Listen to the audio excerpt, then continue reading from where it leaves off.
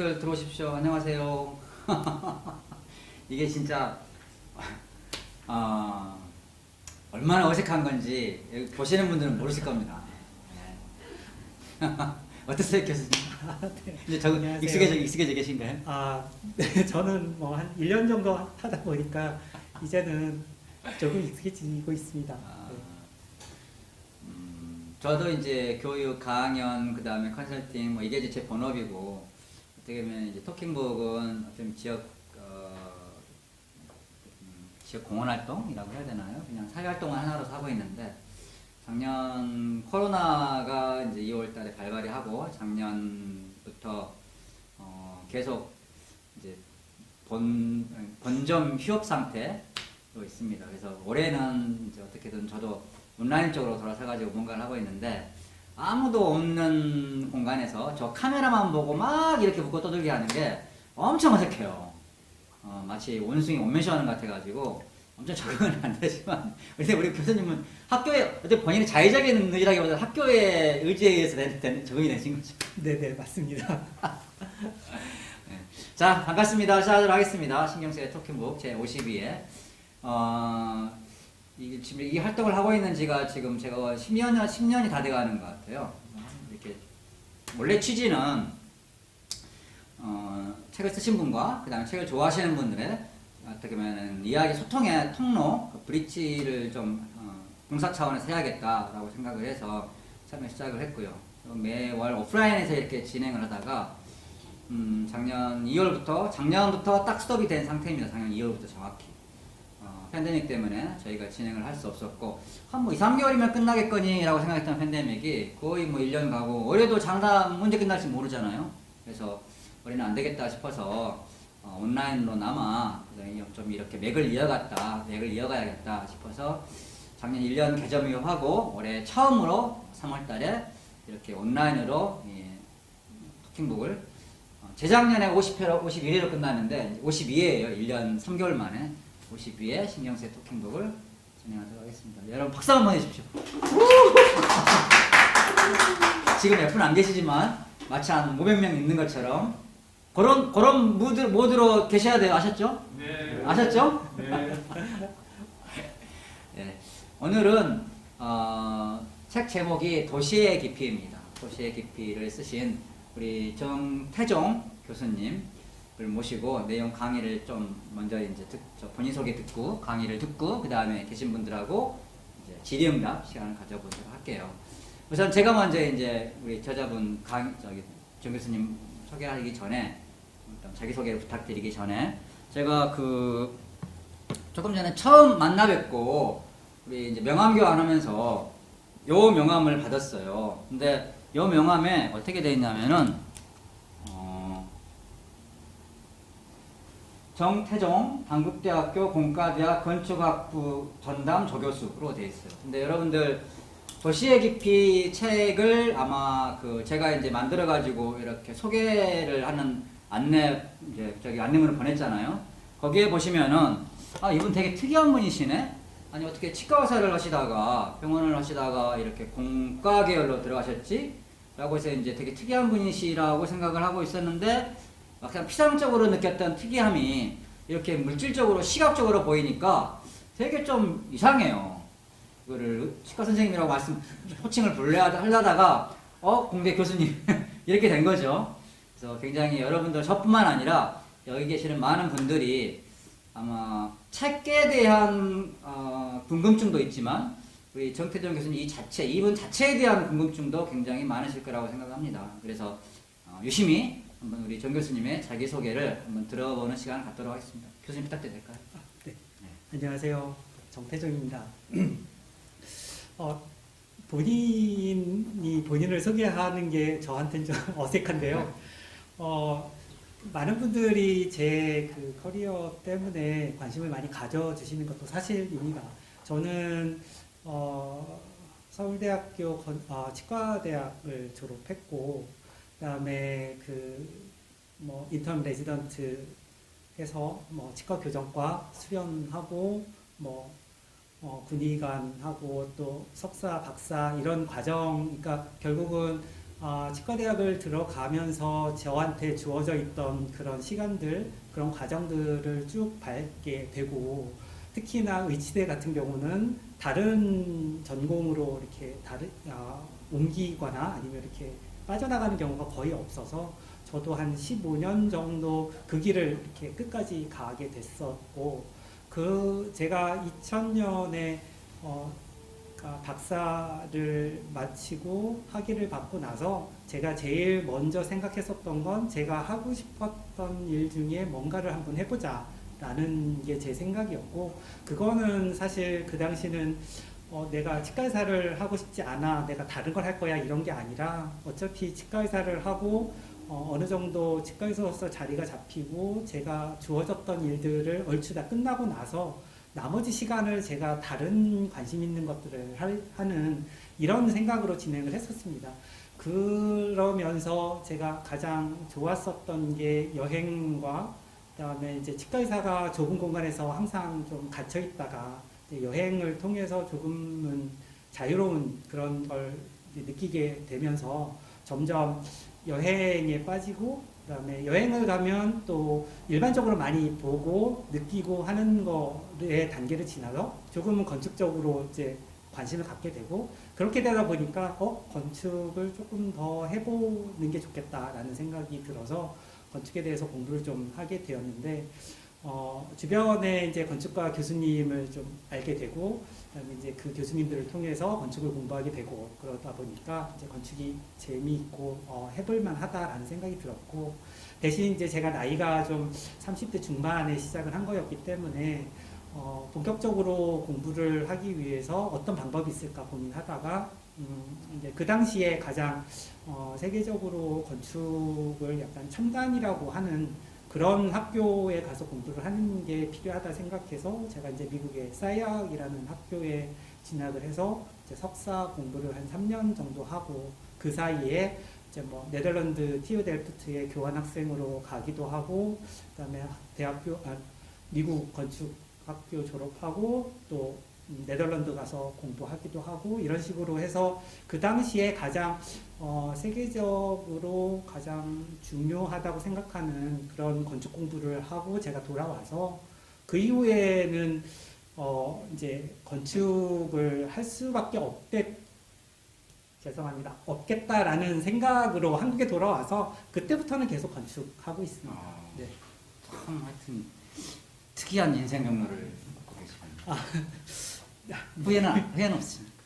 네, 저는 후회가 없는데 주변에서 좀 아쉬워하는 분들은 좀 계십니다. 네. 네. 예. 자, 그러면은 우리 정 교수님이 쓰신 도시의 깊이 안에 내용을 좀 본인이 직접 쓰셨으니까 저희가 읽는 것보다 또 쓰신 분의 소개로 이렇게 이야기를 들으면은 훨씬 더 피상적으로 보이는 것보다 이면의 것들을 또 비하인드 스토리도 들을 수가 있잖아요. 그래서 우리 정 교수님의 책의 내용을 한 40분 정도 시간을 가지고, 지금이 7시 40분이니까 한 8시 20분까지 네. 40분 정도 직접 저자 직강으로, 이런 게 없습니다. 저자 직강으로 들어보는 시간을 갖도록 하겠습니다. 자, 여러분 뜨거운 박수 한번 부탁드리겠습니다.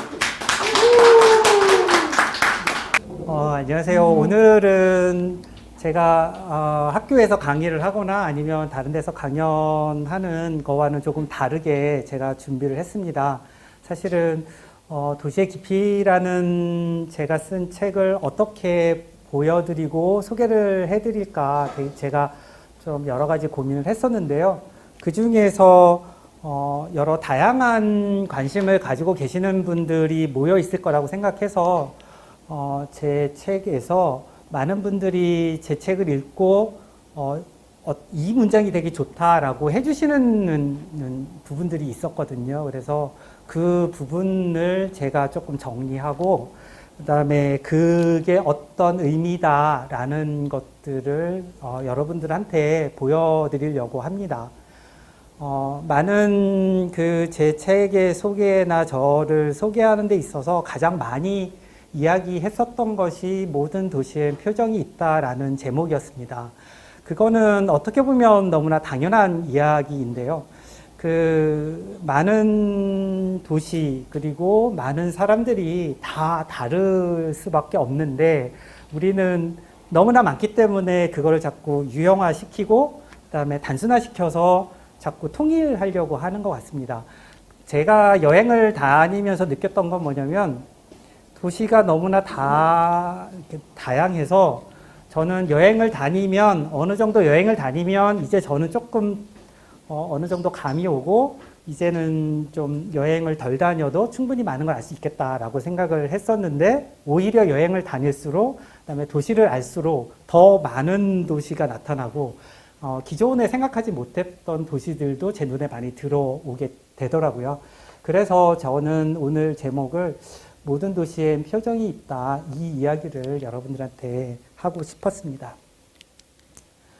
이 책은 5개의 카테고리로 나누어져 있는데요. 이 카테고리는 사실 제가 도시나 건축을 제 나름대로의 관점으로 여러분들과 이야기를 하고 싶어서 제가 정한 겁니다. 사실은 헤테로토피아라는 첫 번째의 그 카테고리는 제가 건축을 공부하고 또 제가 어떤 연구를 하면서 가장 중요하게 생각했던 미셸 푸코의 그 어떤 관점 이런 걸 통해서 제가 많은 영향을 받았기 때문에 그 바탕에 있는 거로서 도시를 바라보는 거여서 헤테로토피아라는 걸 제가 이야기를 하고 있고요.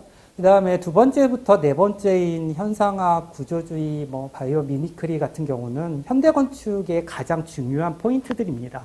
1960년대, 70년대부터 서양 건축에서 나타나는 그 다양한 어떤 경향들, 이것들을 크게 3가지 정도로 분류를 할 수 있고, 그거에 대한 표현이 전 세계의 건축에 나타나고 있기 때문에 그런 걸 좀 보시면 이해가 좀 쉬울 것 같아서 제가 그렇게 정했고, 그다음 마지막 5번째는 도시를 구성하는 것도 사람들이고 도시를 다양하게 만드는 것도 사람들의 활동이기 때문에 그 도시와 건축과 사람이라는 서로 다른 스케일의 어떤 다양한 공간과 어떤 모임이 우리한테 커다란 영향을 줄 수 있고 그것들이 사실은 도시의 가장 본질이라고 생각해서 제가 스케일이라고 정했습니다. 이거는 제가 책을 처음 쓰면서 많이 고민했었고 이거를 지속적으로 바꿔가면서 어떻게 하면 조금 더 제 생각을 잘 표현할 수 있을까 해서 정한 거였기 때문에 사실은 임의로 정한 거라고 생각하시면 될 것 같습니다. 그래서 오늘 간단하게 5가지를 이제 설명드리려고 합니다. 이렇게 밑에 보시면은 페이지 수가 있고, 그 다음에 거기에서 중요하다고 생각하는 문장을 제가 일부러 골라서 써드렸습니다. 그러니까 책을 참조해서 보시면 조금 더 유용하실 수 있을 것 같습니다. 헤테로토피아는 사실 너무나 범위가 넓고, 그 다음에 우리가 일상을 벗어나는 모든 걸 헤테로토피아라고 이야기를 하기 때문에 사실은 단어 자체는 헤테로토피아라는 게 좀 어색할 수 있지만 실제로 우리의 일상에서 헤테로토피아는 상당히 가까이에 있는 거로 느껴지는데 그 중에서도 사실은 굉장히 어색한 아니면 이런 게 우리 주변에 있을까라고 생각하는 것들이 사실은 꽤 있거든요. 그 중에 제가 볼 때 가장 크게 느끼는 거는 추모 공간입니다. 그 미셸 푸코가 헤테로토피아로 이야기하면서 그 사회에 있는 도시에 있는 많은 보이지 않는 장소들을 들춰냈는데 우리는 사실은 들춰내지 않아도 우리는 너무나 당연히 옆에 있기 때문에 당연하다고 생각했었던 것들인데 알고 보면은 우리의 일상과 우리한테 큰 영향을 주는 것들이 있거든요. 그런 것들 중에 가장 제가 봤을 때 인상적이었던 건 경주 고분이었습니다. 경주 고분은 사진을 이렇게 찍어서 뒤에 배경에 아무것도 없는 것처럼 느껴지지만 사실은 너무 가까운데 우리의 일상이 숨겨져 있는 곳입니다. 제가 이 사진을 찍기 위해서 한 1시간 정도를 계속 이 고분군을 왔다 갔다 했었던 것 같아요. 처음에는 고분 사이로 있는 우리의 일상을 대표하는 주택이라든가 근생 건물이 있는 게 너무 어색했는데 이런 사진을 찍기 위해 제가 1시간씩 돌아다니면서 그게 안 보이는 이 사진을 찍었을 때 오히려 더 이상하다고 느낄 정도로 우리의 일상은 우리의 헤테로토피아와 굉장히 밀접한 관계를 가지고 있다라는 거를 극단적으로 느끼게 해주는 게 경주 고분인 것 같습니다.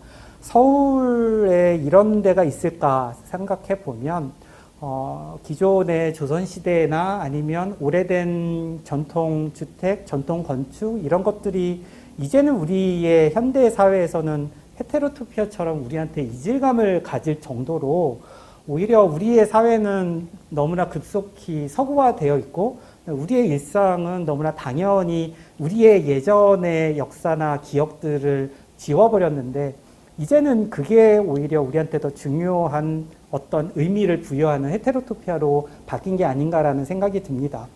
여기에서 제가 제일 궁금하고 관심을 가졌었던 건 이 고분이 자연적으로 만들어진 게 아니라는 거죠.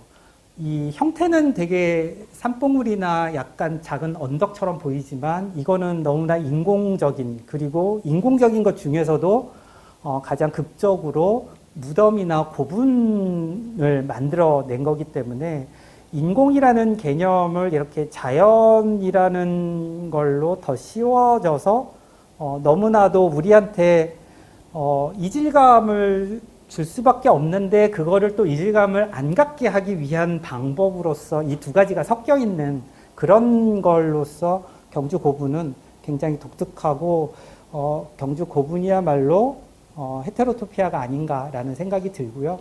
경주의 이 신라시대의 고분은 현대로 본다면 뭐 초고층 건물, 뭐 서울에도 이제 많이 들어서는데요. 오히려 그런 거와 버금가는 게 아닌가라는 생각을 합니다.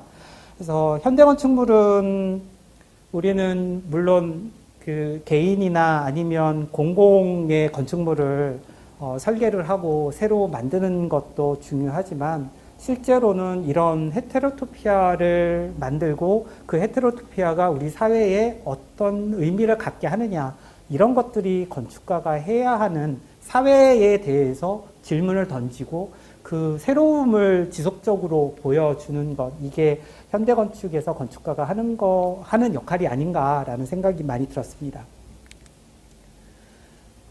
이런 고분군 내지는 어떤 추모의 공간이 도시의 한복판에 엄청난 규모로 비워져 있는 공간이 있습니다. 베를린에 가면 저도 항상 갈 때마다 가보는 공간이고 갈 때마다 뭐 그렇다고 제가 뭐 엄청 여러 번을 가는 건 아니지만 한 3번 정도 제가 베를린을 가면서 느꼈던 건 도시 한복판에 이렇게 비울 수 있는가 그리고 이 비워진 공간에 관처럼 아주 단순한 이런 하나의 그 작은 형태들이 단순한 형태들이 이렇게 펼쳐져 있는 이 장면은 제가 봐서는 어느 도시에 가도 있을 수 없는 그런 상황입니다. 주위시 어떤 메모리얼 이런 의미를 부여하고 그다음에 베를린이라는 그 동독과 서독이 나뉘어졌다가 합쳐지는 그 역사의 현장이 아직도 남아 있고 거기에 뭐 다니엘 리베스킨트의 주이시 뮤지엄처럼 도시의 그 유대인의 학살과 그 역사에 관련된 모든 거를 하나로 모아놓은 뮤지엄도 워낙 유명하지만 이렇게 우리가 일부러 가지 않고도 이런 걸 느낄 수 있게 만들어주는 이런 공간은 도시에 있어서 우리한테 강요하는 게 아니라 그냥 일상에 이런 헤테로토피아가 들어와서 우리랑 같이 살아야 된다라고 이야기를 하는 것 같습니다. 그래서 피터 아이젠만의 주이시 메모리얼이 거의 경주 고분군 정도의 의미를 부여하고 있습니다. 제가 개인적으로 많이 느꼈던 것 중에 하나는 그 일본의 센다이에 그 여행을 갔을 때 제가 크게 생각하지 않고 갔었던 곳인데요. 뭐 츠이호덴이라는 곳입니다. 저도 뭐 히스토리를 그렇게 잘 아는 건 아니라서 나중에 이거에 대해서 이야기를 들었는데 추모의 공간입니다. 그러니까 사당인 거죠. 그런데 우리가 보는 일본의 사당은 뭐 우리의 나름대로의 또 뭐 어떤 정서도 있고 또 다양하게 우리는 또 그거에 대한 어떤 감정들이 있는데 대부분의 사당은, 일본 사당은 색채라든가 이런 것들이 상당히 강렬하게 붉은색 계통으로 많이 사용합니다. 근데 이쯔이 호대는 전반적으로 다 어두운 검은색, 검정색을 바탕으로 하고 그 내부에 이렇게 황금색이나 아니면 단청의 강렬한 색을 일부만 써서 굉장히 세련되면서도 뭔가 이거를 보는 순간 저는 그런 걸 많이 느꼈어요. 그러니까 굉장히 슬픈데 그 슬픔을 약간 억누르는, 그래서 슬픔을 슬프다고 엉엉 목 놓아 우는 것보다 그거를 조금 이렇게 감추면서 약간 뭐라고 해야 되나? 약간 좀 목을 삼키는 이런 것들에 대한 감정이 있었는데, 그거를 이렇게 구현해낼 수 있다는 거에 저는 상당히 많은 충격이라고 해야 될까요? 이런 것들이 나타났습니다. 이런 거는 사실 실제로 이런 엔릭 미라에스의 이구알라다라는 공동묘지를 제가 갔을 때에도 느꼈었던 건데요. 저는 공동묘지를 가고 싶어서 간 게 아니라 사실 엔릭 미라에스라는 건축가가 제가 굉장히 선호하는 건축가고 그 작품이 어떤가를 직접 보기 위해서 갔었던 건데요.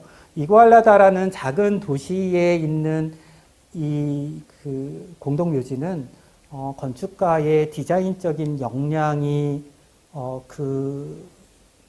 장소라든가 아니면 그 공동묘지에 묻혀있는 아니면 그 의미를 부여하는데 건축이 모든 걸 다 설명을 해줄 수는 없지만, 그래도 건축은 다른 일반적인 공동묘지보다는 엔릭 미라에스의 디자인을 통해서 그 공동묘지가 더욱더 사람들로 하여금 더 그 공간을 인식하고 그 공간이 더 공동묘지로서 어떤 그런 감정을 보여줄 수 있는 그런 거에 하나의 역할을 한다고 생각합니다.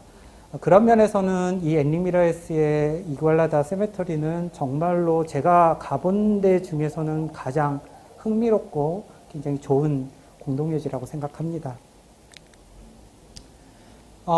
이런 묘지나 고분 쪽 말고도 사실 우리 주변에는 우리가 선호하거나 우리가 많이 가는 곳이지만 굉장히 역사적으로 아니면 우리의 일상과 좀 다른 부분들이 많이 있는데요. 그 중에 하나가 어떻게 보면 교회나 종교시설일 겁니다. 종교시설은 사실 우리나라에서는 특히나 종교시설의 대표적인 교회라든가 이런 거는 사실 우리의 역사에 있어서 상당히 짧은 기간 동안 우리한테 엄청난 큰 영향을 주고 있고, 그런 건축 양식도 전형적으로 만들어져 나오기 때문에 우리의 생활과 사실은 굉장히 괴리가 많이 있습니다. 그런 거를 볼 때 가장 이런 대표적인 그리스 사람들의 파르테논은 그리스 사람들한테는 엄청나게 중요한 큰 의미를 부여하지만, 사실 우리 입장에서 보면 유명하고 뭐 나름 중요한 거라고 하지만 우리한테 얼마나 큰 영향을 줄까라는 생각이 들 때도 저는 있거든요. 근데 제가 파르테논을 갔을 때에 느꼈던 건 그런 양식이나 건축이 그 나라에서 만들어지고 그 나라의 사람들의 큰 영향을 주지만 그렇지 않고 공통적으로 느끼는 그런 감정들을 만들어낼 수 있다라는 걸 제가 느꼈습니다. 그래서 그리스 사람들이 파르테논의 그 높은 언덕에, 아크로폴리스의 높은 언덕에서 그리스 사람들을 통치하기 위해서 만든 이 파르테논 신전은 사실은 권력의 가장 최고의 어떤 상징일 수밖에 없고, 그것들을 시각화함으로써 많은 사람들을 권력을 통해서 통제를 할 수밖에 없게 만들어지는 거죠. 이렇게 아크로폴리스를 가서 이걸 본다고 하면 당연히 그 시대의 그 장소에서 이게 어떻게 작동했는가 우리는 알 수 있게 되고, 그거를 그대로 우리나라에 이 파르테논이 없다고 해서 우리나라 아니면 다른 나라의 권력은 그러면 이거만큼 하지 못했는가, 그런 거 아니고 나름대로의 권력을 행사하는 그런 상징적인 건축물들이 있고 그런 건축물들을 통해서 역사는 지속적으로 유지를 하고 있었습니다. 그런 것들을 제가 파르테논에서 많이 느꼈었던 것 같습니다. 그래서 이런 사회를 보는 관점도 건축을 통해서 우리는 많이 알 수 있지 않나라는 생각을 합니다. 쾰른 대성당은 규모도 어마어마하고 워낙에 고딕 양식의 대성당은 뭐 우리나라에도 명동 성당을 비롯해서 많이 있고 그다음에 유럽을 여행을 가면 아마도 많은 분들은 고딕 양식의 성당을 많이 가게 됩니다. 고딕 성당 자체가 규모도 크고 그다음에 유형을 굉장히 명확하게 만들어 놨기 때문에 그 성당 자체가 우리한테 주는 어떤 공간이라든가 그런 의미도 있지만 기본적으로 우리의 시각에 들어오는 이 성당은 어떻게 보면 그 시대와 역사를 우리의 눈에 직접 대놓고 설명을 하는 걸로도 우리는 충분히 느낄 수 있는 그런 공간이라고 생각합니다.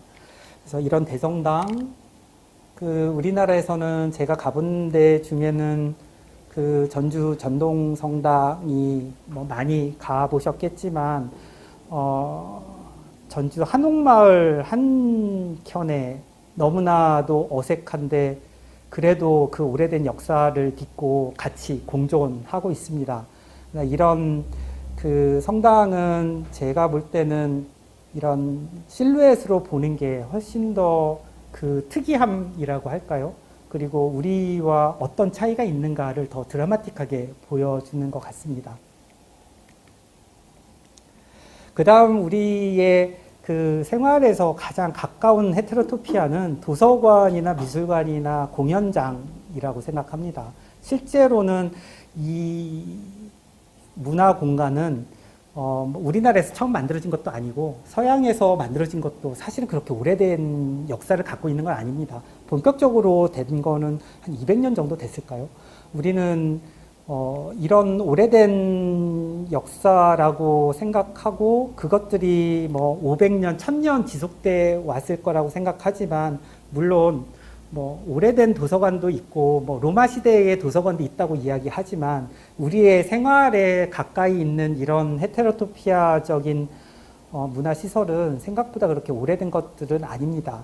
하지만 그런 문화 공간이 우리에게 다가와서 이제는 우리의 일상이라고 이렇게 이야기해주고 있는 그런 헤테로토피아 중에 가장 대표적인 게 도서관입니다. 미술관도 그렇고요. 제가 호주 멜버른에 갔을 때에 이 빅토리아 양식의 빅토리아 주립 도서관은 처음에는 그닥 그렇게 눈에 띄지 않는 거였습니다. 왜냐하면 저는 이제 현대건축이 전공이어서 그 주변에 워낙 현대건축을 많이 볼 수밖에 없어서. 근데 그 시내 한복판에 이렇게 다니다가 너무 지쳐서 좀 뭔가 커피를 먹고 싶어서 주변을 살펴봤더니 많은 사람들이 이 도서관 앞에 외부 공간에 다 쭈그리고 앉아가서는 쉬고 있는 거예요. 그래서 저도 커피를 사서 그 외부 공간에 계단에 앉아 있다가 내부가 궁금해서 들어가 봤더니 이런 엄청난 공간이 있었던 거죠. 이게 지금 위까지 다 트여져 있는 아트리움이거든요. 그렇고 이 아래쪽에 주황색과 녹색 등이 공부하는 곳입니다. 사실 이때가 제가 조금 공부를 해야 되는 시험이 좀 있어서 시험 그 공부할 거리를 제가 가지고 갔거든요. 공부는 못해도 왠지 가져가야 마음이 편한 것처럼 여기서 제가 1시간 동안 그거 책 펴놓고 공부 놀이 했습니다. 그러니까 그 공간을 되게 즐겨보고 싶었었던 거라고 저는 생각합니다. 이렇게 도서관이 우리나라에서는 뭐 중고등학생들이 시험 공부하거나 안 그러면 뭐 취직 공부를 하는 이런 도서관으로서의 역할을 많이 하지만 우리의 일상에 조금 더 가까이 다가와서 이런 헤테로토피아가 어떤 카페의 역할도 하고 부담 없이 들어가서 뭔가 그 공간을 조금 인지를 하면서 편하게 우리의 생활을 서로 공유할 수 있는 이런 헤테로토피아였으면 좋겠다는 생각을 많이 했습니다. 그 다음에 제가 항상 미술관 하면 이야기를 많이 하는 것 중에 하나가 일본 가나자와의 21세기 미술관입니다. 21세기 미술관은 형태라든가 아니면 어떤 디자인 측면보다는 그 사회적인 의미가 더 큰 미술관입니다. 이 미술관은 보시다시피 위쪽에 전시 공간은 네모난 흰색 박스로 되어 있고 나머지 공간은 원통형으로 되어 있는 유리로 되어 있습니다. 그러니까 벽체가 다 유리라서 내부에서 외부를 보고 외부에서 내부를 볼 수 있고 그다음에 출입구가 네 군데가 있어서 동서남북 어디에서도 들어가서 다시 반대쪽으로 나올 수 있고 전시 공간 중에 일부만 유료고 나머지는 다 무료입니다. 그러니까 마치 로터리 같은 느낌인 거죠. 그러니까 문화 공간 자체가 어떤 하나의 시내 도시의 로타리의 역할을 해서 내가 동쪽에서 서쪽으로 지나갈 때 이 미술관을 거쳐서 지나가게 된다는 거예요. 그러니까 문화 공간 자체가 그냥 이 사람들한테는 일상으로 되어버리고 그것들을 건축가가 제공을 해준다라는 개념인 거예요. 이런 것 자체가 미술관이 예전에는 전시 공간 그리고 뭐 조금 더 분석하면 뭐 권력에 의해서 어떤 그 교육 공간 뭐 이런 식으로 설명되었던 게 이제는 많은 사람들이 그냥 자연스럽게 거쳐가면서 우연히 만나고 그 우연히 만난 걸 통해서 사회적인 접촉이 일어나는 그런 공간을 제공해 주는 것만으로도 새로운 미술관의 의미를 부여한다라는 개념이 되는 거죠. 이런 것들과 비슷하게 뭐 이런 그 비엔나의 오페라 하우스 같은 경우는 제 경험으로는 전 세계에서 가장 싼 티켓으로 볼 수 있는 오페라를 제공합니다. 물론 레귤러 프라이스는 엄청나게 비싼데 이제 체력이 된다면 한 4시간씩 이렇게 서서 보실 수 있다면 S석과 A석 사이에 가장 좋은 데서 보실 수 있어요. 3.5유로, 3유로 이 정도로. 물론 미리 예매할 수 없고 그날 그 당일날 오후에 줄 서서 티켓을 받고 그 다음에 들어가면 서서 봐야 되기 때문에 자기가 서 있을 공간을 표시를 해야 되기 때문에 목도리 같은 걸로 묶어놓고 그 다음 나와서 저녁을 먹고 들어가면 거기서 한 3, 4시간 볼 수가 있어요. 그것도 사람들은 인기가 되게 많고 저는 이 이야기를 어떻게 알았냐면 우리나라 그 성악으로 그 오페라로 유학 간 어떤 분이 이 후기를 쓴 거를 제가 보고 갔었거든요.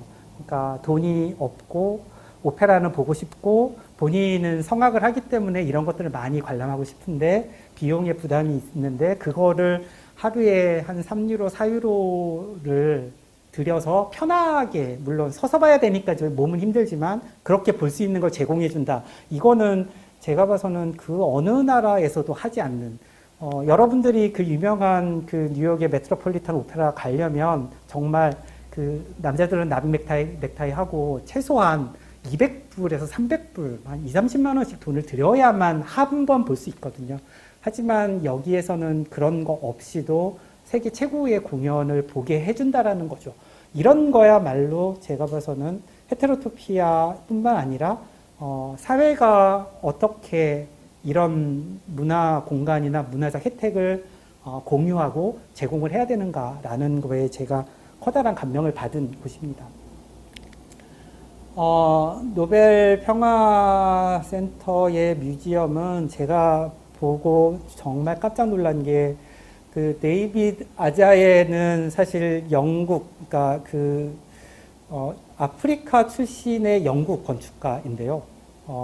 사실은 건축보다는 약간 디자인 쪽에 조금 더 오리엔티드 되어 있는 것 같습니다. 약간, 네, 색을 이렇게, 빨간색을 이렇게 과감하게 써서 공간 자체를 환기시키는 이런 것들이 사실 쉽게 할 수 있는 작업들은 아닌데 굉장히 과감하게 이런 거를 사용을 했습니다. 만약에 우리나라에서 사용하겠다 이러면 아마 벽에 한쪽 면은 허용을 해줄게 그 얘기를 협의하는 것도 사실은 엄청나게 힘들었을 거라고 생각합니다. 전반적으로 모든 붉은색을 통해서 어떤 환기를 시키고 사람들로 하여금 이 공간이 어떻다라는 거를 아마도 이 빨간색 공간에 들어가면 아마도 한 번 더 느끼고 이곳이 무슨 어디였지? 여기가 노벨 피스 센터였지 라는 거를 자연스럽게 환기시킬 수 있는 그런 공간이 아닌가라는 생각이 듭니다. 토요이토의 센다이 미디어텍은 앞쪽에 나왔던 그 센다이 쯔이호덴 제가 갈 때 사실은 이것 때문에 제가 센다이를 갔었던 건데요. 센다이 미디어텍은 우리나라로 따지면 그냥 어떤 그 복합 문화 센터라고 생각하시면 됩니다. 센다이란 도시가 생각보다 그렇게 크지 않고 사실 볼거리가 그렇게 많지 않아서 우리나라 분들은 여행을 많이 안 가지만 건축적으로 본다면 센다이 미디어텍 이거 하나만으로도 사실 센다이는 가볼 가치가 있는 도시입니다. 제가 갔을 때는 겨울이었고 유리 때문에 이 길거리에 있던 이 나무 가지들이 그대로 반사가 되어서 마치 나무가 그 센다이 미디어텍 안에서 자라는 것처럼 보일 정도로 완전히 투명하고 건물 내부도 내외부가 다 경계가 없는 것처럼 보여주고 다양한 현대 건축적인 요소가 많이 있는 건데요. 이런 어떤 그 건축적인 구성 방식이나 이런 것들이 실제로 도시에서 작동을 하는 이런 것들이 상당히 저는 인상적이었습니다. 두 번째는 현상학입니다. 제가 이제 첫 번째의 헤테로토피아를 너무 설명을 많이 해서 조금 빨리 진행하겠습니다. 현상학이란 건 멜로퐁티나 하이데거나 후설 여러분들 많이 아실 거고 그 어떤 신체적인 감각을 통해서 내가 세계와 대화를 한다. 내지는 내 몸이 내 눈앞에 있는 어떤 대상과 어떤 관계성을 맺는다. 이런 가장 어떻게 보면 원초적인 감각 이런 것들을 통해서 우리는 살아가고 있다라는 거고 이 현상학은 실제 우리가 어떤 분위기가 좋다 아니면 어떤 어둡고 밝다 이런 거에서부터 예쁘다 아니면 좋다 이런 우리의 막연한 감정까지도 사실은 현상학적인 그런 의미가 굉장히 많이 담겨 있습니다. 이거는 결국은 도시가 우리가 이야기하는 것보다는 훨씬 더 우리의 감정과 감성에 따라서 느껴지는 게 다르고 그렇기 때문에 여행 갈 때 날씨가 좋으면 그 도시가 되게 좋아 보인다 이런 이야기 되게 많이 하는 것처럼 이런 빛이라든가 색, 물 이런 걸 통해서 우리의 그 공간에 대한 어떤 감정을 유발시키는 건축들이 상당히 많고 그런 건축들이 유명한 건축들이 많습니다. 그런 거를 잠깐 보려고 합니다. 포르투의 알바로 시자는 흰색 건물로 유명합니다.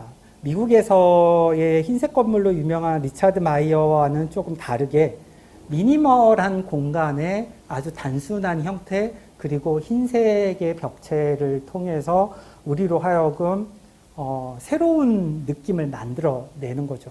흰색이 이렇게까지 우리한테 뭔가 마음속으로 다가온다 이런 것들을 사실은 느끼게 하기가 어렵고 특히 우리나라는 어떤 그 관리라는 측면 때문에 흰색을 사용하는 걸 조금 꺼려 하거든요.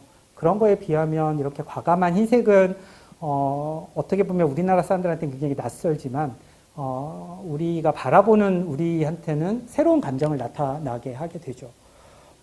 제가 마라케시라든가 모로코의 여러 도시를 가면서 느꼈었던 건 아프리카의 도시가 내가 생각했던 그 선입관의 그 사막의 도시일 뿐만 아니라 나름대로 그 도시의 색깔을 통해서 본인 도시만의 아이덴티티를 많이 만들어내는데요. 마라케시 같은 경우는 아예 흙의 도시처럼 황토색의 진흙을 통해서 모든 도시의 골목을 이렇게 제공을 합니다.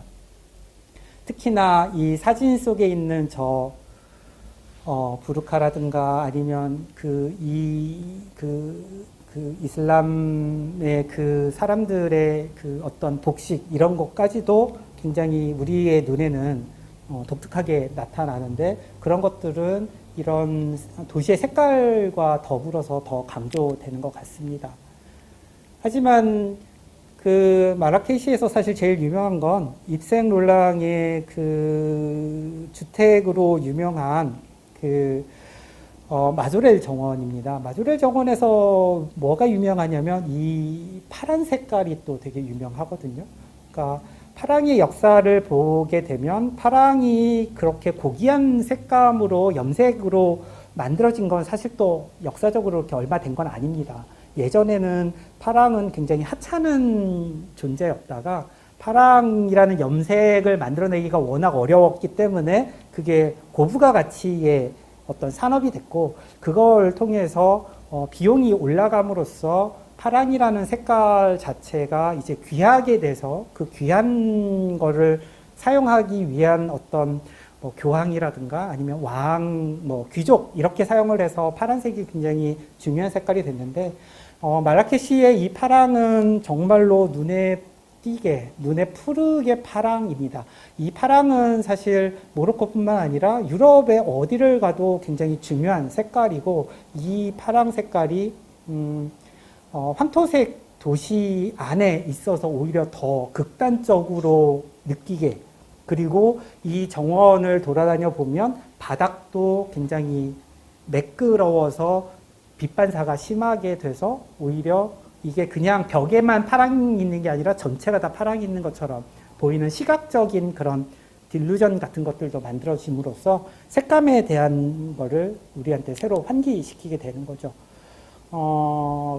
이런 거와 비슷한 경험은 교토의 호시미 이나리 그 슈린에 가보면 여러분들 많이 느낄 겁니다. 워낙 유명하고 영화로도 많이 나왔고 제가 가본 도쿄의 어느 공간보다도 사람이 많이 가는 곳입니다. 한국 분들도 많이 가고요. 단순한 형태의 반복과 그 주황색이 보여주는 그 선명한 색감 그리고 그 사이사이 빛을 통해서 만들어지는 이런 노랗고 흰색의 빛 이것들이 모여지고 그림자 사이사이에 빛이 들어감으로써 다양한 변주가 나타나서 공간을 느낄 때 있어서 가장 적나라하게 느껴질 수 있는 그런 곳 중에 하나가 아닌가 싶습니다. 그다음에 포르토나 아니면 그 포르투갈의 어떤 도시를 가봐도 성당의 외벽에 이렇게 그 파란색의 타일로 어떤 벽화를 만들어내고 있습니다. 성당을 이런 타일로 그것도 저렇게 선명한 파란색 타일로 만들어내는 건 어떻게 보면 굉장히 이질적이지만 밤에 느끼는 저 파란색은 또 다른 어떤 감정을 불러일으키게 됩니다. 그 다음에 이런 색감과 더불어서 중요한 게 빛입니다. 빛은 극단적으로 스팟이라는 아주 집중되거나 안 그러면 펼쳐지거나 안 그러면 그라데이션이라든가 뭐 다양한 방법을 통해서 우리로 하여금 어떤 감정을 유발하게 만드는데요. 켈른의 콜룸바 뮤지엄은 현상학적인 설계를 하는 걸로 유명한 건축가가 피터 준터라는 건축가가 설계를 했는데요. 로마 시대의 유적을 저렇게 그대로 두고 그 다음에 박물관이라는 하나의 벽돌이라는 박스를 넣고 그 다음에 이렇게 보면은 벽돌 사이사이에 틈새를 만들어서 거기서 빛이 들어오게 하고 그 다음에 유적을 바로 빛을 쏴서 그 안에 이렇게 지그재그로 동선 사람이 움직이면서 볼 수 있는 것들만 만들어줍니다. 그거가 전부인데 그게 오히려 더 경험하는 사람은 더 극대화되는 감정을 느끼게 하는 거죠.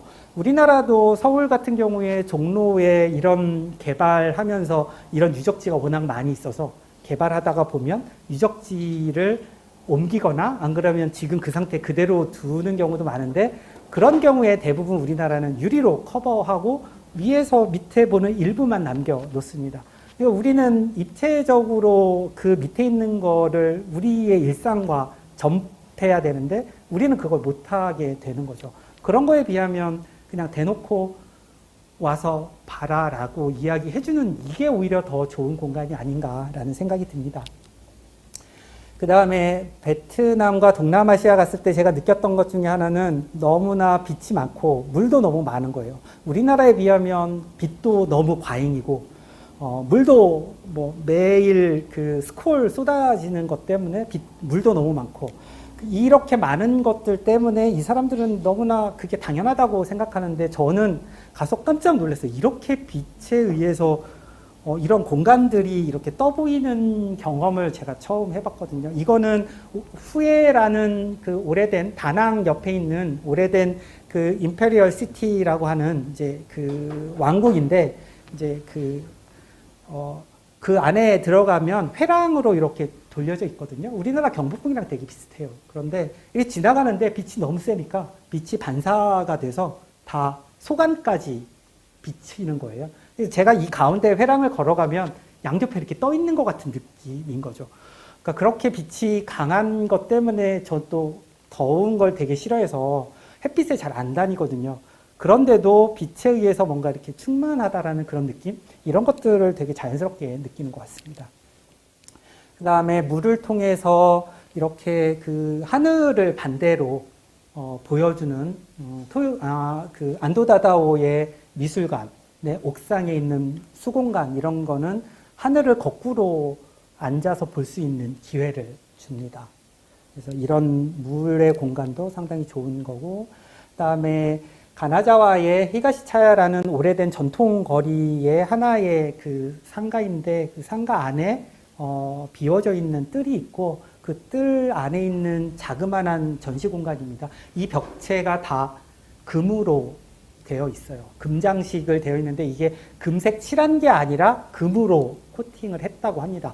이렇게 해서 금색 칠과 다르게 어떤 공간의 그 은은함 이런 것들을 실제로 만들고 그걸 보여주는 기회가 되고 있습니다.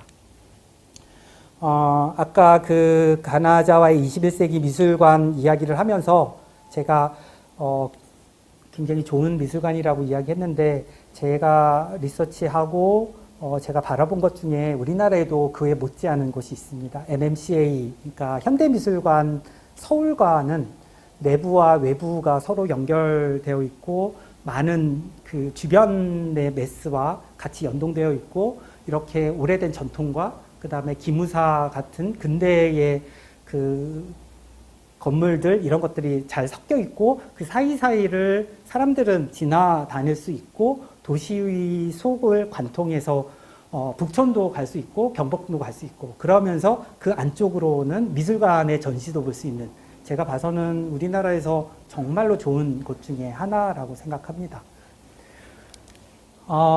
그 다음 구조주의 이야기를 해야 되는데요. 구조주의는 조금 어려울 수도 있습니다. 한국에서 구조주의는 거의 이야기를 할 거리가 많지 않고 서양에서의 구조주의, 그 사회 6.8 사건을 통해서 프랑스의 구조주의가 어떤 사람의 어떤 감정이나 이런 게 아니라 사회의 시스템으로서 어떤 그 구조가 작동하고 그것들을 통해서 어떤 건축도 작동할 수밖에 없다라는 관점에서 건축에서 가져오는 것들인데요. 이런 것들의 가장 대표적인 건 현대카드 라이브러리 이태원에 있는 곳입니다. 가보시면 뜬금없이 한쪽을 뻥 뚫어서 이쪽 이태원 쪽에서 그 한강 쪽을 보이게 만들어줍니다. 이렇게 뻥 뚫어준 것만으로도 이태원과 한강은 연결이 되는 거죠. 기존에는 이태원과 한강이 연결이 될 수 없었습니다. 건물들로 인해서 장벽이 되어 있었죠. 근데 가운데 구멍을 뚫음으로써 공간을 순환하게 하고 그럼으로써 사람들은 숨통을 튀게 만드는 거죠. 이렇게 위상학적으로 공간의 차이를 만들어내는 것. 이게 구조주의입니다. 이런 사진들 있고요. 그 다음에 정경 건축가의 무주 운동장은 다른 거 다 안 하고 이런 그 식물을 심어서 그늘을 만들어내고 그 그늘을 사람들이 이용하는 거 이것들은 정말 사람을 배려하지 않으면 나올 수 없는 그런 공간들입니다. 그 다음에 이런 그 덴마크에서 이런 그 지하도도 이렇게 빛과 이런 디자인을 통해서 하나씩 다 디자인한다는 거. 그 다음에 이런 다양한 구조주의의 이런 3XN이라는 디자인은 파라메트릭 디자인이라고 해서 형태를 만들어내는데 그 형태도 구조주의적인 관점과 어떤 연동을 해서 진행을 하고 있습니다. 그 다음에 동유럽도 우리와 버금가게 이런 철과 유리를 통해서 새로운 현대 건축을 많이 하고 있습니다.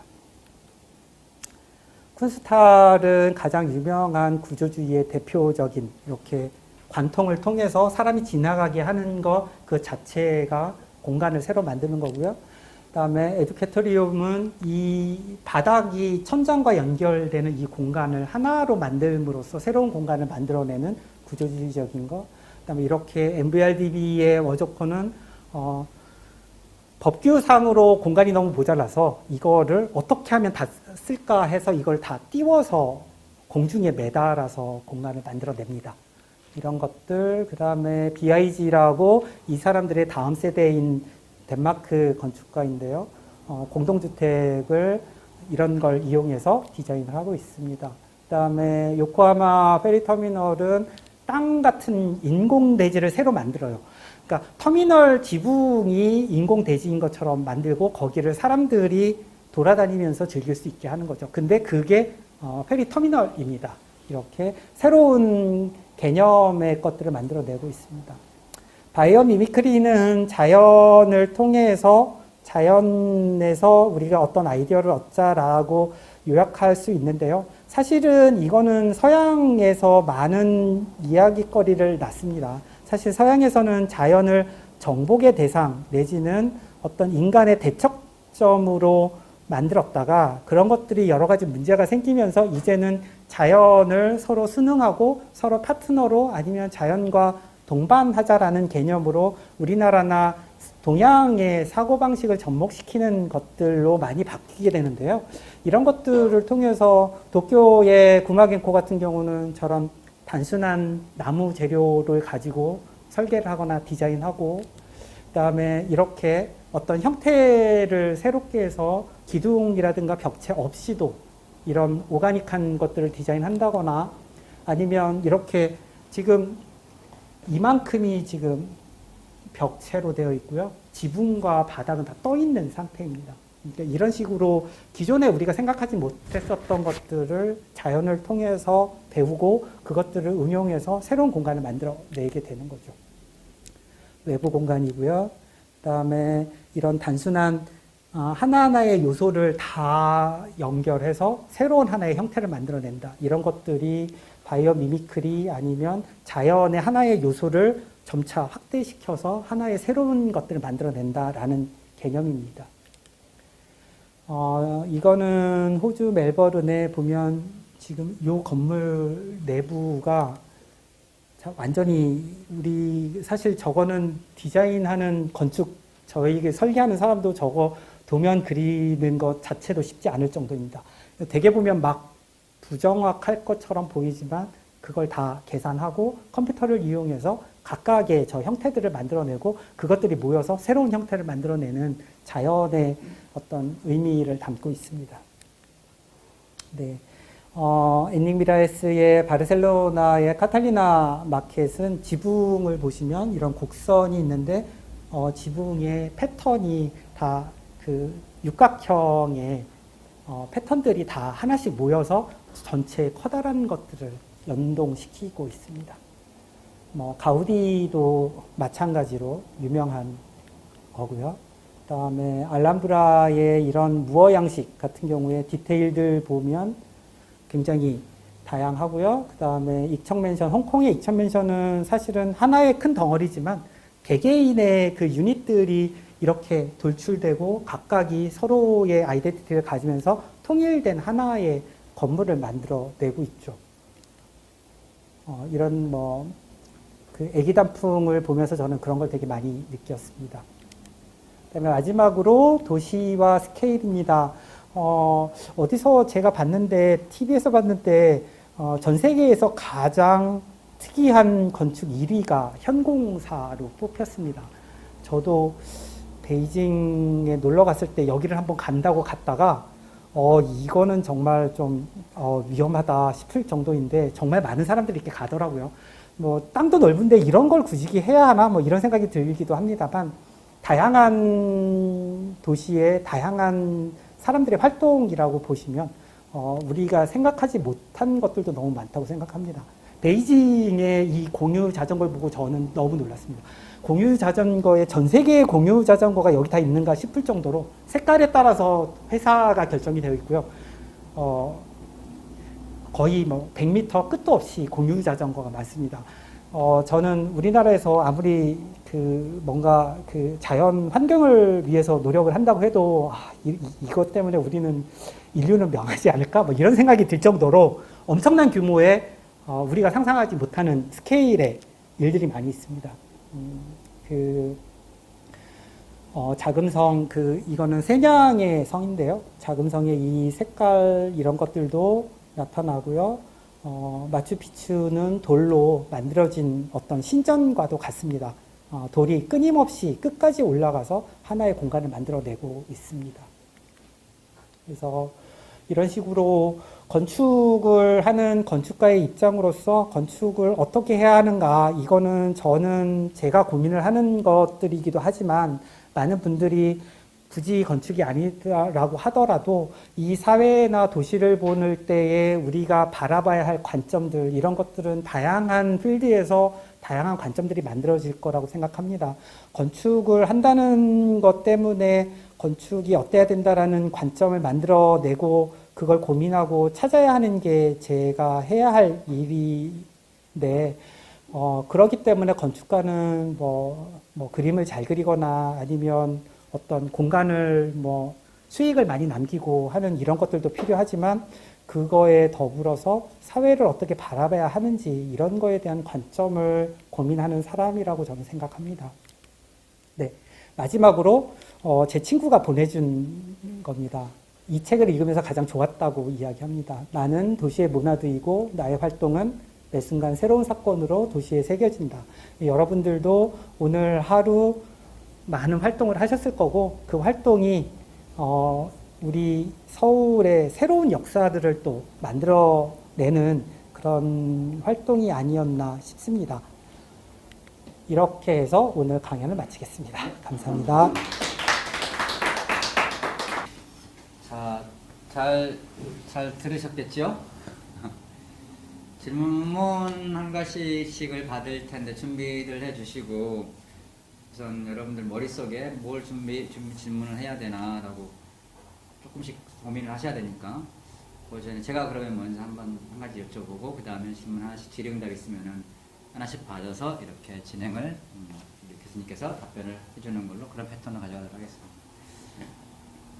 원래 저희가 저자분 강연의 시간을 1시간 정도는 드리는데 이렇게 온라인을 해보니까 집중을 못 하시더라고요. 그래서 이제 한 40분 정도 부탁을 드렸던 이유고, 역시 책을 쓰신 분들은 한 가지 공통점이 있어요. 안에 있는 내용을 어떻게든 끝까지 조금이라도 더 설명하려는 욕심이 강하셔가지고, 제 시간을 지키시는 분은 아직 한 번도 못 봤어요. 지금 교수님도 아니나 다를까 10분을 오버하셔서. 그래서 잘 들었습니다, 교수님. 그리고 좀 몰랐던 것도 많이 알게 됐고, 두 가지 저 이제 준비하시는 동안 두 가지 정도 한 가지 정도 질문을 먼저 드릴 텐데요. 여기 보면은 교수님 그 안에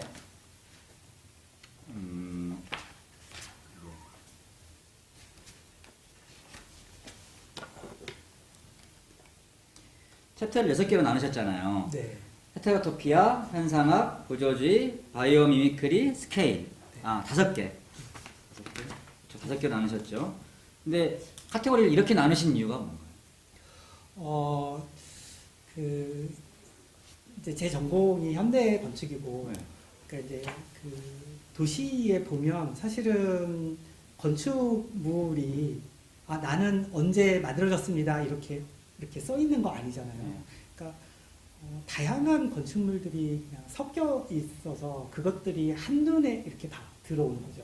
이게 쉽게 이야기하면 현상학에서 멜로폰티가 아니면은 하이데거 이야기하는 그냥 세계 속에 내가 있고 세계 속에 내가 던져져 있고 그 세계 속에 있는 대상은 나한테 그냥 덮쳐 오는 거예요.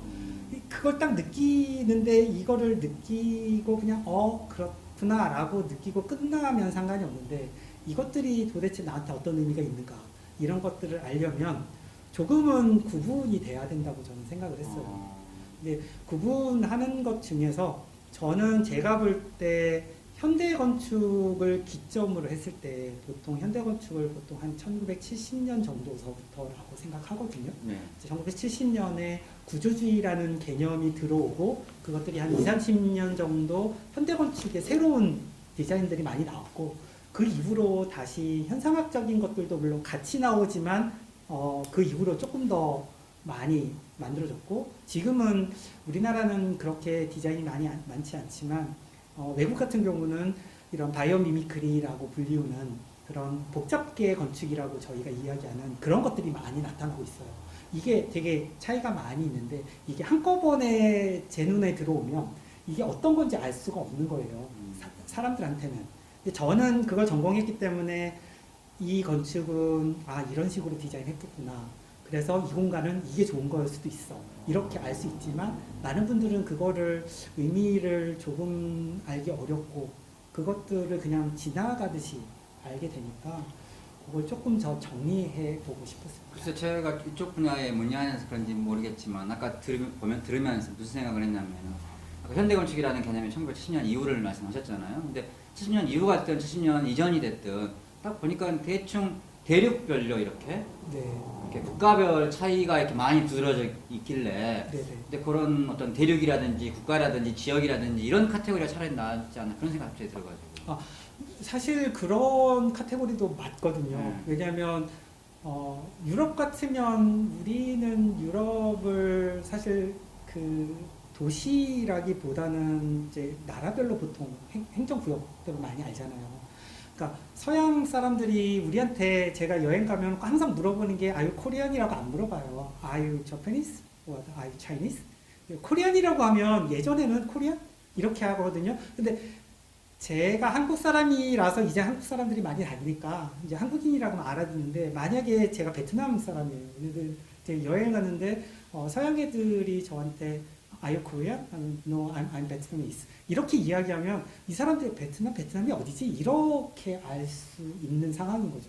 그거랑 비슷하게 한국 사람이 서양을 가면 제가 책에도 썼지만 특히 동유럽을 가면 에스토니아 탈린과 그 다음에 그 옆에 있는 다른 나라하고 우리가 가서 구분 잘 못하거든요. 저는. 근데 동유럽은 되게 비슷한 것 같아요.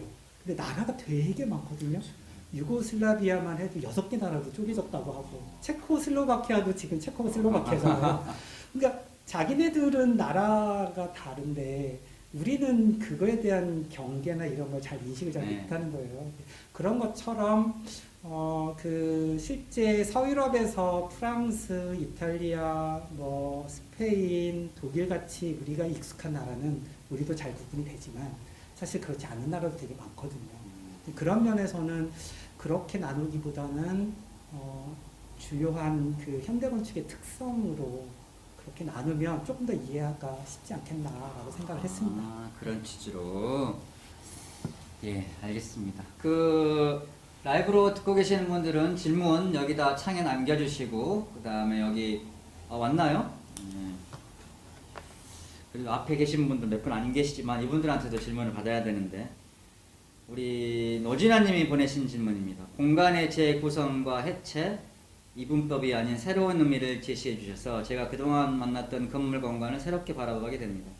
이태원 현대카드를 다시 가봐야겠어요. 그리고 기후학을 공부하고 있는데 건축에서도 현상학과 구조주의라는 단어로 해석되어질 수 있다는 것이 너무 반가웠습니다.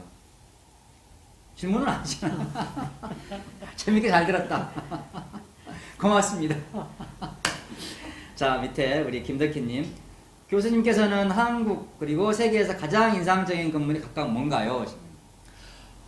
그런 질문 제가 되게 많이 받는데요. 약간 이렇게 딱 하나만 이야기하는 것들이 조금 어려운 것 같아요. 저는 개인적으로는 양동마을의 향단이 저한테는 개인적으로 되게 어디 마을? 양동마을의 향단이라고 행정구역으로는 포항이고 아, 보통 포항. 경주 아. 양동마을이라고 아. 우리한테는 예, 익숙해져 예, 있고 그다음에 그 전통 마을이에요. 네. 그러니까 우리나라는 이제 하회 마을 네. 많이 아시잖아요. 예, 그런 거인데 거기는 쉽게 이야기하면 그 손씨 가문과 이씨 가문이 두 시족이 한 마을을 만들었어요. 근데 그게 이제 그러다 보니까 이제 서로 그 이권들이 있을 거잖아요. 그래서 그 종친들, 그 양쪽 집안의 종친들의 권력, 그 다음에 각 그 이씨와 손씨의 그 또 위계 이런 걸 통해서 주택이 서로 그것들을 서로 합의를 하면서 만들어졌거든요. 그 중에 하나가 향단이라는 곳인데 향단은 굉장히 작아요. 그 다른 그 마을에 굉장히 중요한 뭐 이런 뭐 동락당이라든가 뭐 이런 것보다 굉장히 작은데 거기를 들어가면 그런 이야기가 있어요. 여기 시집 오면 죽을 때까지 바깥 구경을 못한다. 아이고 무서워. 그러니까 하늘밖에 볼 수가 없는 거예요. 미음자 주택에 하늘만 보이고 주변은 다 이제 대지가 낮아서 옆에를 볼 게 없는 거예요. 근데 그런 우리나라의 아주 독특한 공간이 제가 봤을 때 전 개인적으로 그거를 현대 건축을 공부하기 전에 이제 처음 건축 공부할 때 해서 가봤던 건데 그 인상이 굉장히 저한테 개인적으로 좀 컸었어요. 그래서 그게 안동마을 예, 향단. 네. 저한테는 좀 인상이 되게 컸고요. 해외는 해외는 저는 개인적으로는 요즘은 뭐 일본 현대 건축의 그 독특한 그런 다양한 것들도 많이 있고 그다음에 스페인 쪽에도 굉장히 놀라운 설계들을 굉장히 많이 하거든요. 우리나라랑 좀 많이 다르게. 근데 저는 개인적으로 현대 건축을 공부하고 열심히 하게 했었던 거는 아까 많이 보여드렸지만 램크라스의 현대 건축들 우리나라도 많이 되어 있어서 리움이라든가 아니면 서울대 미술관 이런 것들도 다 그분 작품인데요. 그런 작품들이 한 1980년대에서 90년대 네덜란드라든가 아니면 전 세계에 굉장히 많이 있는데 그때가 가장 최고의 디자인이었던 것 같아요. 그분의 디자인들 저는 상당히 좋게 생각합니다. 그래서 서울대 미술관 저 가끔씩 가요. 서울대 네, 되게 좋습니다. 요 앞에 계신 분들은 혹시 질문 없으실까요? 말씀 있어요. 그 아까 켈른 대성당을 설명하셨지 않습니까? 근데 보통 스페인에 파밀리아 대성당도 있지 않습니까? 근데 그쪽 사람들은 그 부분이 뭐 차이들이 분명히 있다 그러는데 저희가 봤을 때는 별 차이를 모르겠거든요. 그게 그 건물 같고 근데 그쪽에 계신 분들은 그렇지 않다고 얘기를 하더라고요. 그거하고 맞이하고 또 대부분의 유럽 부분들이 보면은 지하를 아주 깊숙이 파서들 이렇게 건축물들을 만드는 상황들이 보이는데 그런 거는 뭐 어떤 이유가 있어서 그런 건지 그게 항상 늘 궁금하긴 했었거든요. 네. 그 성당은 사실 유형으로 따졌을 때 왜 이제 건축도 사실 이제 분류를 하는데 분류법이란 건 사실은 굉장히 오래된 뭐 고전주의적인 방식이잖아요. 뭐 현대에서 분류를 하고 나누고 이런 것들은 사실은 그런 거는 우리가 살아가고 있는 시대에는 잘 안 맞지만 그래도 어쨌든 건축도 유형을 많이 나누거든요. 그래서 유형학이라는 걸 통해서 어떤 예를 들면 뭐 학교를 설계할 때 학교가 학교다워야지 뭐 집이 집다워야지 하는 것들도 사실 유형학에서 나온 거고 그게 어떻게 보면 굉장히 선입관처럼 작동을 하는데요. 그런 유형에 있어서 가장 크고 중요한 유형이 성당의 유형이고 성당의 유형은 성당이 소위 말하는 그 권력을 시각화하는 가장 정점이거든요. 그래서 평면도 십자가 평면. 말이 안 되는 거죠. 십자가 평면을 한다는 것 자체는 아예 그런 그 종교적으로 시각하는 거를 아예 명확하게 가져다 쓰겠다라는 거거든요. 어떤 주택에서 나는 주택이니까 뭐 어떤 평면을 할 거야 이렇게 고집하지는 않거든요. 그런 거에 비하면 종교 건축 그 중에서도 이런 쾰른 대성당처럼 고딕 양식이 굉장히 오랫동안 몇백 년 동안 그 서양에서의 중세 시대를 거쳐가면서 엄청나게 명확한 유형이 됐고 그것들이 권력을 시각화하는 거로서 가장 전형적인 게 돼요. 근데 저도 유럽에서 여행하고 살면서 많이 가본 것 중에 하나가 성당인데 성당은 정말 아무 때나 갈 수 있거든요. 다 오픈되어 있고 그다음에 돈도 안 받고 뭐 몇 군데 받긴 하지만 근데 그런 데 가보면 정말 도시마다 성당을 중심으로 광장이 있고 그다음에 아무리 작은 도시라도 예전에 그 유럽은 도시 국가였기 때문에 항상 중심이 있고 그 중심의 한가운데 성당이 있고 그게 권력이었었던 거죠. 그러니까 본인의 권력들을 시각화하는 방법을 다양하게 만들어내는 거예요. 그러니까 유형은 하나이지만 그 내부라든가 외부 공간 뭐 이런 것들은 다양하게 변조되는 거죠. 그렇기 때문에 그 사람들 눈에는 다 다르게 보이는 거고 우리는 유형으로 보기 때문에 비슷하게 볼 수밖에 없는 것 같습니다. 네, 그렇고 그다음에 두 번째 질문은 사실 저도 그렇게 잘 아는 건 아닌데 제가 미국에서 건축 공부했던 그 사이학은 그 로스앤젤레스에 있거든요. 제가 이제 공부를 하고 거기서 취직을 해서 일을 하는데 제가 보고 너무 깜짝 놀랐어요. 아니 이거 태풍 오면 다 날아갈 거 아니야? 정말 그냥 목구적으로 그냥 짓는 거예요. 기초도 사실 거의 없거든요.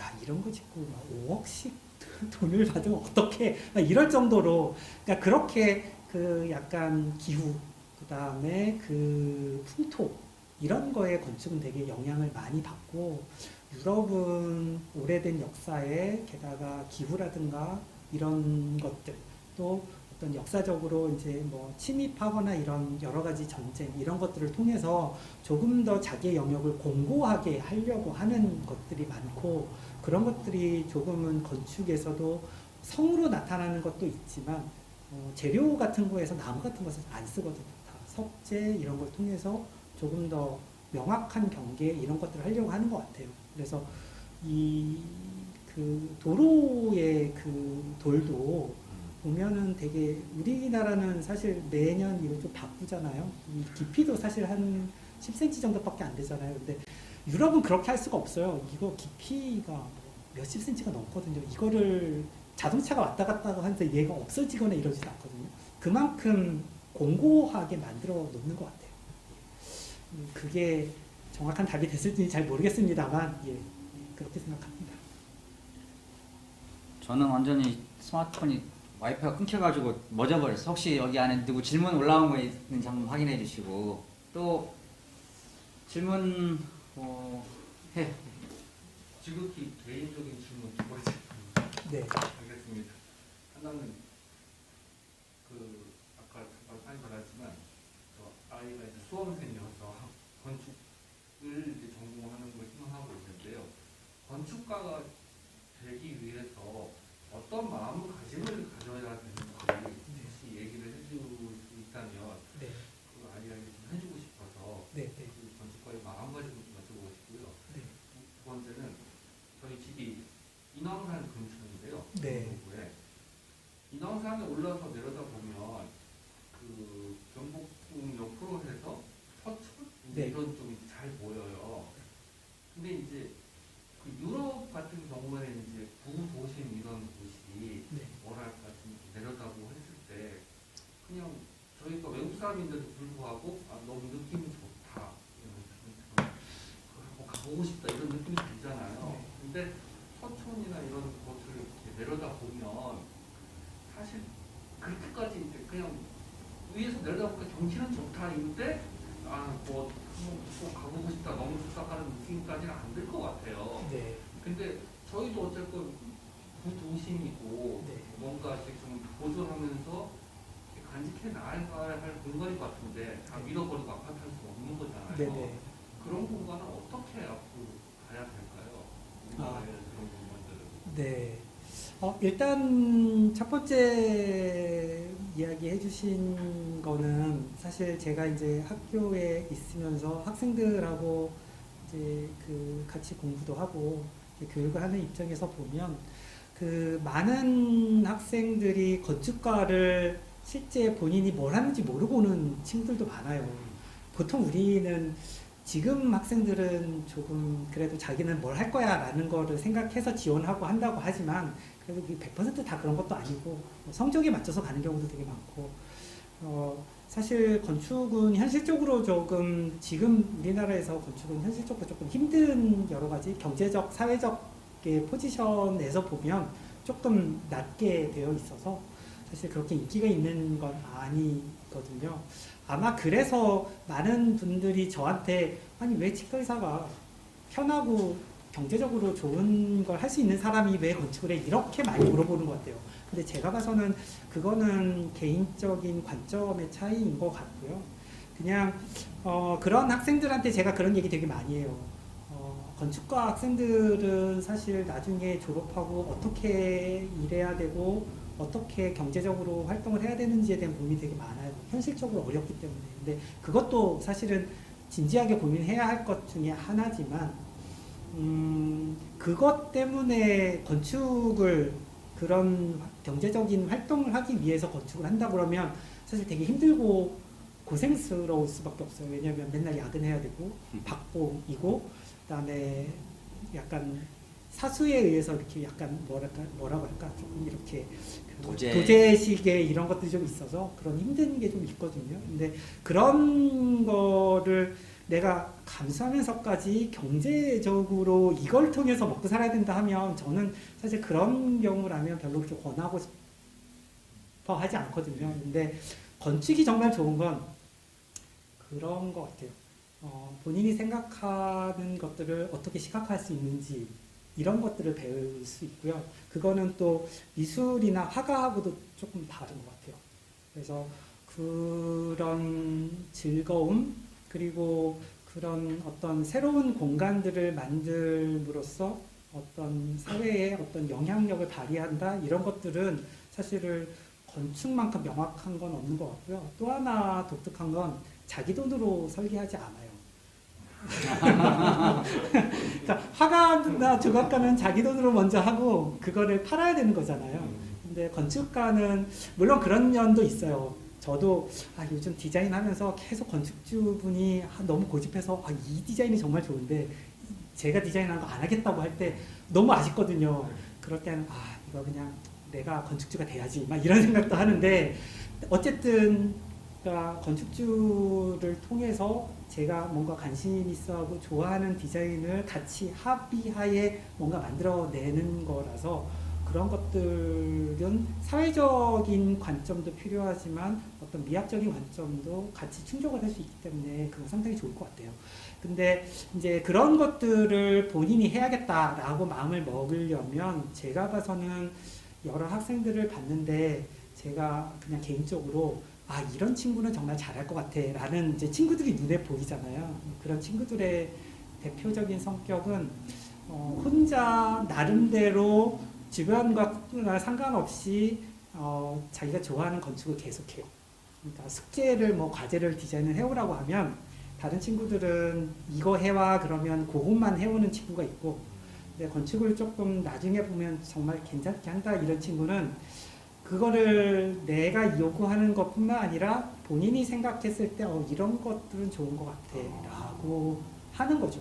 그러니까 제가 제 관점을 통해서 알려주고 뭔가를 이렇게 하나를 던져주면 그 친구들은 그거를 자기 관점화 시켜서 뭔가 만들어 나가려고 노력을 해요. 그래서 그러니까 엄청나게 손재주가 좋고 그림을 잘 그리고 이런 거보다 그리고 컴퓨터를 엄청나게 잘해서 어떤 이런 프로그램을 잘 다루는 능력 이런 것보다는 건축에 대한 관심 그리고 그것들을 지치지 않고 본인이 그냥 꾸준하게 계속 할 수 있는 사람 이런 학생들이 나중에 보면 훨씬 잘하는 것 같아요.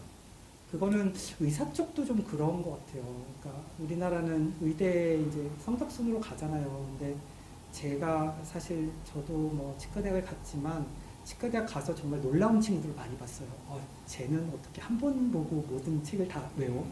보통은 이게 단편적인 그 지식을 머릿속에 넣고 그거를 통해서 응용을 해야 되기 때문에 일단 머리에 지식이 많이 들어가야 되거든요. 의학 쪽은. 근데 그 지식이 들어가서 그 유지해야 하는 머리가 사실 정말 놀라운 친구들이 있어요. 저는 5번 보고 공부하는데 그 친구는 한 번만 보고 시험 보고 이런 친구들도 있어요. 근데 있습니다. 그런 친구들은 공부하기가 수월할 수는 있지만 근데 나중에 보면 그게 이렇게 그 꾸준히 의사라는 직업에 그게 잘 그러니까 작동하느냐는 별개인 것 같아요. 의사도 어떻게 보면 그냥 꾸준히 자기가 환자한테 관심을 갖고 내가 이렇게 진료를 함으로써 내가 배운 지식을 제대로 계속 유지를 할 수 있겠구나라는 생각을 갖고 주변에서 뭐라고 하더라도 그냥 꾸준히 하는 친구들, 그런 친구들이 제 친구들 중에 있거든요. 그런 친구들은 지금도 정말 열심히 잘 하고 있거든요. 그런 거랑 좀 비슷한 것 같아요. 예, 제가 제 핸드폰이 스마트폰이 와이파이가 안 돼가지고 좀 다른 분과 교체하느라 왔다 갔다 하고 있습니다. 질문이 하나 또 들어왔는데 그 교수님 성격은 감성적이십니까? 이성적이십니까? 어디에 가까우신가요? 그리고 건축에 접근할 때 어느 성격이 더 도움이 되나요? 지금? 저는 기본적으로는 되게 감성적인 게 있다고 봐요. 근데 저는 의도적으로 그런 거를 좀 배제하고 조금 이성적으로 뭔가 판단을 하고 뭔가 디자인하려고 해요. 그러니까 쉽게 이야기하면 저는 한국에서 태어나서 한국에서 자랐지만 교육은 사실 서양 교육을 가져다가 배운 거잖아요. 그런데다가 건축 공부는 제가 미국하고 유럽에서 서양 건축을 공부를 한 거예요. 그렇고 한국에 돌아왔는데 한국도 보면 다 서양 건축인 거죠.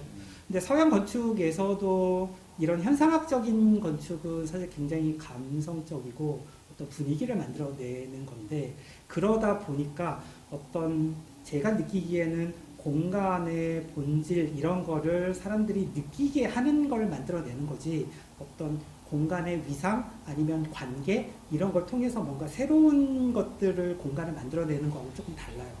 그런 것들이 이제 제가 말씀드린 구조주의적인 건데 저는 그래서 구조주의적인 어떤 공간의 구성 이런 것들을 제가 공부하고 그것들을 새롭게 만들어 나가는 걸 저는 하려고 하고 있고 그게 저는 이제 이성적으로 접근을 하는 거고요.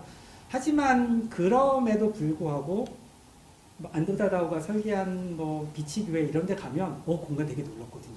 그렇고 하고 우리나라에서도 뭐 이렇게 북촌 같은 데 이제 오래된 공간 가면 되게 분위기가 좋고 이런 것들도 있어요. 그래서 그런 것들을 지금은 조금씩 접목을 하려고 하지만 저 메인은 어쨌든 좀 이성적으로 어떤 건축을 이론을 통해서 명쾌하게 풀어내고 그거를 통해서 어떻게 새로운 걸 만들어내는가 이런 것들을 하려고 하고 있습니다. 또 질문이 있으실까요?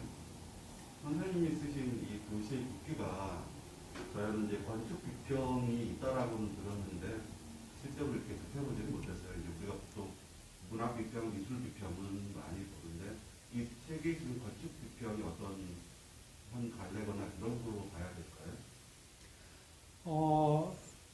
사실 제가 처음 이 책을 쓸 때 초고는 사실 제가 바라보는 관점에서 현대 건축의 이해였어요.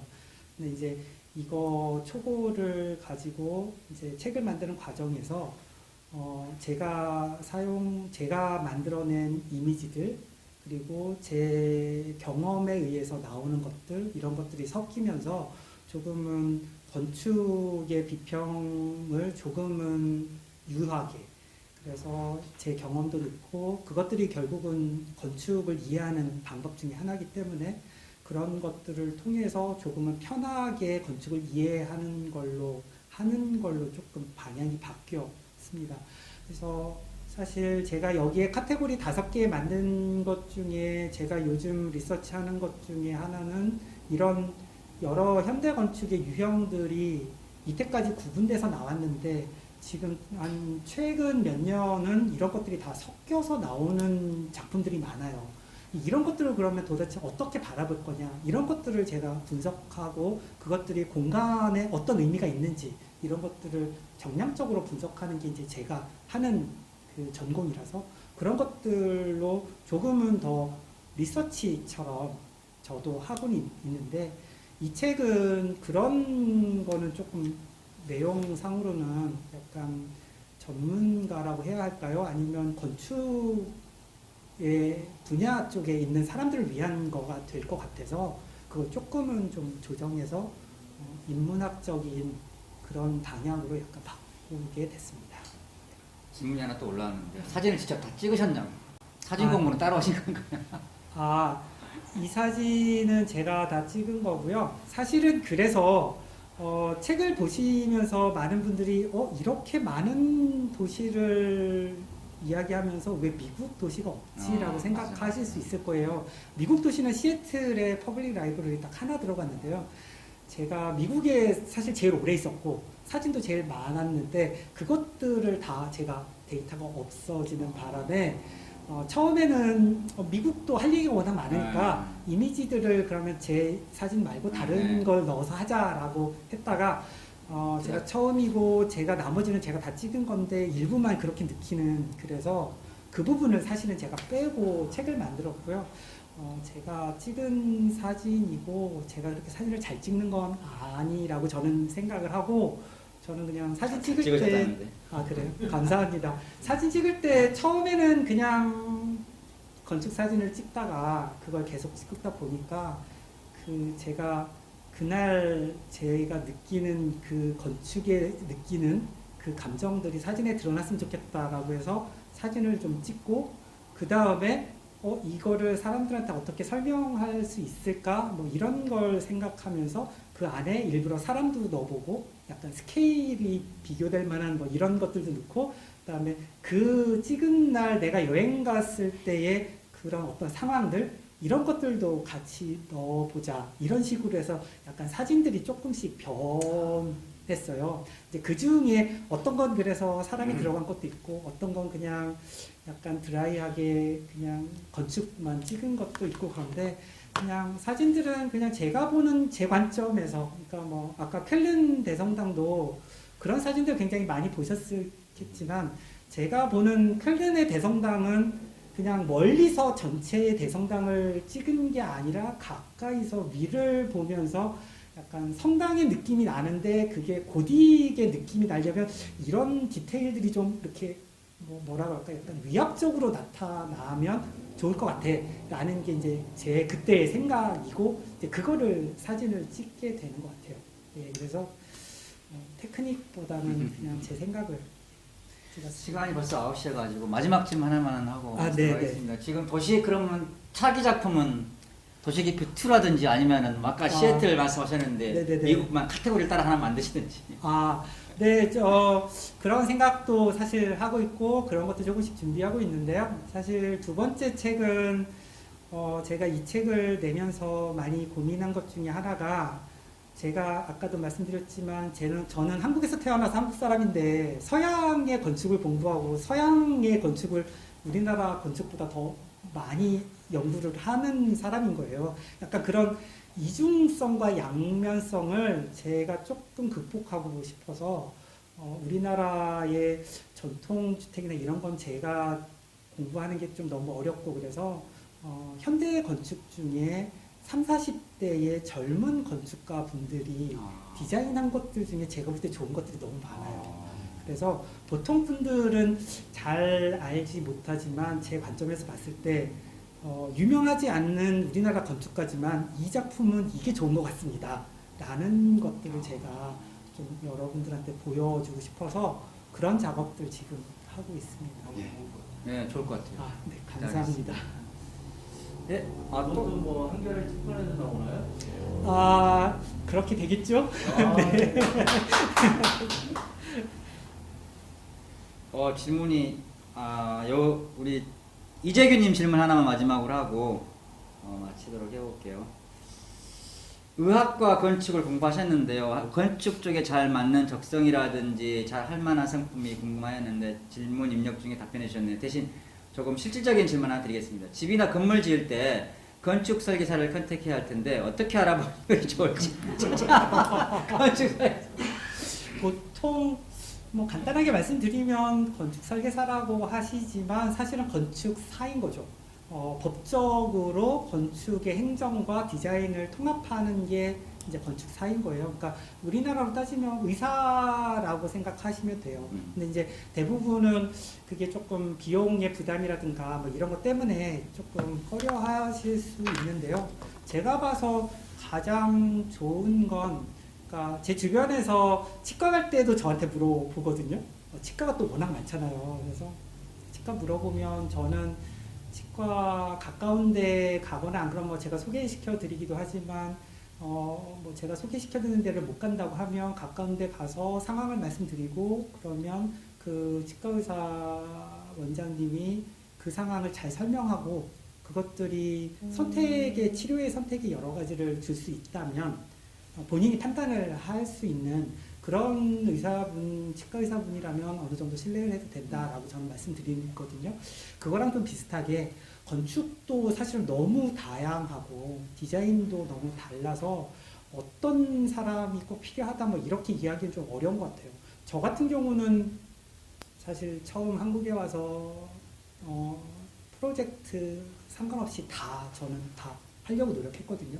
근데 그러다 보니까 여러 가지 문제가 많이 생기는 거예요. 그러니까 저하고 건축주분하고 잘 안 맞는 경우도 있고 비용 때문에 디자인이 바뀌기도 하고 많이 그런데 저는 제 디자인을 이제 막 고집함으로써 문제가 생기는 경우도 사실 되게 많아요. 그래서 그러니까 주택이라든가 아니면 어떤 공간을 설계를 하실 의향이 있다고 하면 본인이 봤을 때 마음에 드는 것들을 찾아보시고 그 건물이나 주택을 설계한 분이 어떤 분인지 그렇게 찾아보시는 것도 좋고 그 다음에 주변에 가까운데 잘 아시는 건축사분이 계시다고 하면 본인은 이런 거를 하고 싶어요 라는 걸 되게 명쾌하게 이야기해 주시면 그것들을 여러 가지 옵션을 통해서 구현해 줄 수 있는 이런 소통을 할 수 있는 그런 건축사분을 만나시면 조금 더 수월하게 하실 수 있지 않나 싶어요. 어떻게 이재균님 어떻게 도움이 좀 되셨나요? 예, 뭐 마지막으로 또 코로나가 지나면은 어떤 질문을 하시나요? 코로나가 지나면 제일 먼저 뛰쳐가고 싶으신 장소가 있는지 혹시?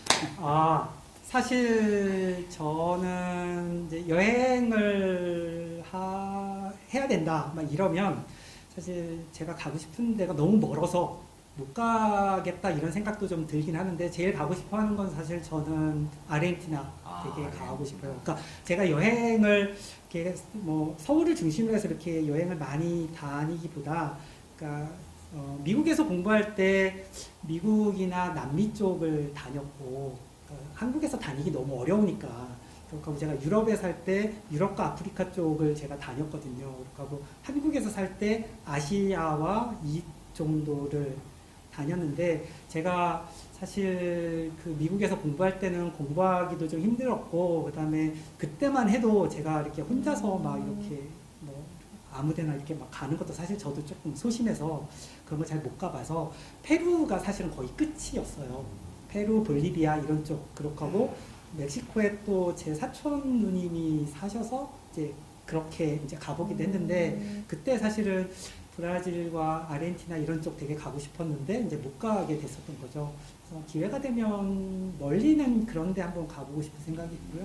가까이는 저는 대만 요즘 제일 좋아합니다. 대만의 현대건축이 굉장히 좋아서 현대건축을 이렇게 가까운 데서 이렇게 가볼 수 있는 편하게 가볼 수 있는 쪽이라서 좀 대만도 가고 싶습니다. 예, 마지막 질문을 끝으로 좀 마무리하도록 하겠습니다. 1년 3개월 만에 재기한 신경수의 토킹북 제52회 굉장히 뜻깊은 날이기도 한데 맨날 오프라인에서만 하다가 이렇게 주 이제 청중 시청 이렇게 저희 고객분들이 회원분들이 지금 이제 온라인으로 옮겨갔잖아요. 그래서 카메라를 보면서 이렇게 우리 교수님 모시고 1시간 동안 진행해봤습니다. 매월 마지막 주 월요일 가급적이면 경영 경제 위주로 가는데 한 제 생각에는 처음으로 우리 교수님 모시고 경영 경제를 벗어나서 처음으로 한번 해본 것 같아요. 그래서 다양하게 올해부터는 한 20-30%는 경영 경제를 벗어난 경계를 벗어난 저자 강연회 그렇게 한번 진행할 예정에 있습니다. 다음 달에 또 여러분들 뵙겠습니다. 시청해 주셔서 감사합니다. 고맙습니다. 고맙습니다.